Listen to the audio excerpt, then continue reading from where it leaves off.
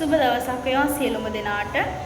ඉතින් අද අපි කතා කරමු විෂාදයේ කියන මාතෘකාව. විෂාදේ නැත්නම් එහෙම නැත්නම් ડિප්‍රෙෂන් කියලා හඳුන්වන විෂාදයේ තියෙන ලක්ෂණ මොනවාද කියලා අපි අද කතා කරනවා. ඒකෙදි පළවෙනි ලක්ෂණය තමයි අධික දුක කියලා කියන්නේ. ඒකෙදි ඔයා මොන විදිහට හිටියත් ඔයාට වෙනදා සතුටක් ගෙන දීපු ක්‍රියාවක් අද දුකක් වෙලා තියෙනවා. එතකොට ඔයා පැය 24ම ඉන්නේ අධික දුකකින්. ඒක ඊටමත්ම අහිතකර තත්ත්වයක්. ඊළඟ ලක්ෂණය තමයි ආශාවන් නොමැතිකම. ආශාවන් නොමැතිකම කියලා කියන්නේ ඒ කියන්නේ ඔයා වෙනදට ආස කරපු දේවල් ඔයාට කරන්න කිසිම අවශ්‍යතාවයක් නැති වෙන්න පුළුවන්. ඒ කියන්නේ ඔයා සෙල්ලම් කරලා හිටපු කෙනෙක් නම් ඔයා සෙල්ලම් කරන්නේ නැහැ. ඔයා කාමරයකට කොටු වෙනවා. එහෙමත් නැත්නම් ඔයා දවස පුරාම කතා කියව නැත්නම් පොත් කියවනවා, එක එක දේවල් කරනවා, යාළුවොත් එක්ක ඇවිදින්න යනවා, ඊට පස්සේ ට්‍රිප් යනවා, සෙල්ලම් කරනවා, අම්මලා තාත්තලාත් එක්ක ඉන්නවා. එහෙම කරපු කෙනා අවසානයේ වෙනකොට මේ විෂාදය නිසා කාමරයකට කොටු වෙලා කරුවලේ එහෙම ඉන්න පෙළඹෙනවා. ඒ වගේම තමයි අධික විදියට නිදා ගන්න පෙළඹෙනවා. සමහර වෙලාවට මේක වෙනස් වෙනවා. සමහර අයට අධික ලෙස නිදා ගන්නවා, සමහරව අධික ලෙස නිදි මරන්න පුරුදු වෙනවා. ඒක එක එක්කෙනාගෙන් කෙනාට වෙනස් වෙනවා.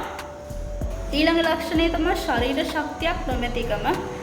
ඒ කියන්නේ දැන් හිතන්න අපි හොඳ ඇක්ටිව් කෙනෙක් නම් ඉස්සර මේ සමහර කට්ටිය ඉන්නවා එයාට කතා කරන එක නවත්තන්නේ. එක දිගට කතා කරනවා. හරිම ඇක්ටිව්. එයා විනාඩියක්වත් නිකන් ඉන්නේ. එහෙම කරපු කෙනෙක් එකපාරට ශරීර ශක්තිය අඩු වෙලා උහි නිදාගෙන හැමතිස්සෙම නිදාගෙන පැය 24ම නිදා ගන්න කෙනෙක් නම් අන්න එතනදී විෂාදයේ ලක්ෂණයක් වෙන්න පුළුවන් ඒක. ඊළඟට තවත් ලක්ෂණයක් තමයි කෑම අරුචිය සහ වැඩිපුර කෑම ගැනීම. සමහර පුද්ගලයන්ට කෑම අරුචිය අඩු වෙන්න පුළුවන්. සමහර පුද්ගලයන්ට විෂාදය නිසා වැඩිපුර කෑම ගැනීමට යොමු වෙන්න පුළුවන්. ඊළඟ ලක්ෂණය තමයි ආත්ම විශ්වාසය නොමැතිකම. ආත්ම විශ්වාසය කියලා කියන්නේ තමන්ම විශ්වාස කරන්න ඕනේ. ඒක ගොඩක්ම වැදගත් දෙයක්. තමන්ට තමන් විශ්වාසයෙන් ඕන දෙයක් කරන්න පුළුවන් අපිට. හැබැයි මේ විෂාදයේ තියෙන පුද්ගලයන්ට ආත්ම විශ්වාසය බිඳ වැටෙනවා. ඒ කියන්නේ තමන් මොනවා කරත් හරියන්නේ නැහැ කියන මට්ටමට එනවා. අන්න ඒ වෙලාවේදී ආත්ම විශ්වාසය බිඳ වැටෙනවා. මෙයාට විෂාදයේ රෝගේ තවත් උස්සන්න වෙන්න පුළුවන්. ඒ නිසා මේකත් විෂාදයේ තියෙන ලක්ෂණයක් වෙනවා. ඊළඟ දේ තමයි සියදිවි නසා ගැනීමට පෙළඹෙනවා.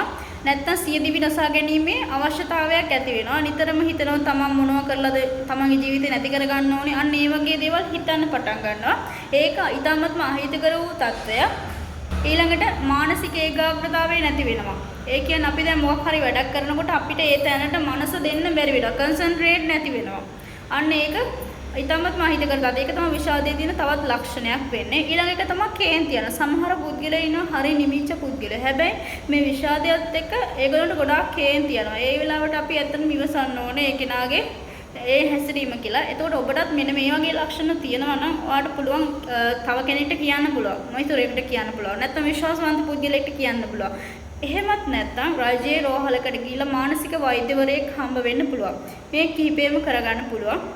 ඉතින් අද අපි කතා කරේ මානසික ආතතිය නැත්නම් විෂාදයට හේතු වන කරුණු. අපි ඊළඟ වීඩියෝ එකේ විෂාදය වළක්වා ගන්න කොහොමද කියලා කතා කරමු. බොහොම ස්තුතියි.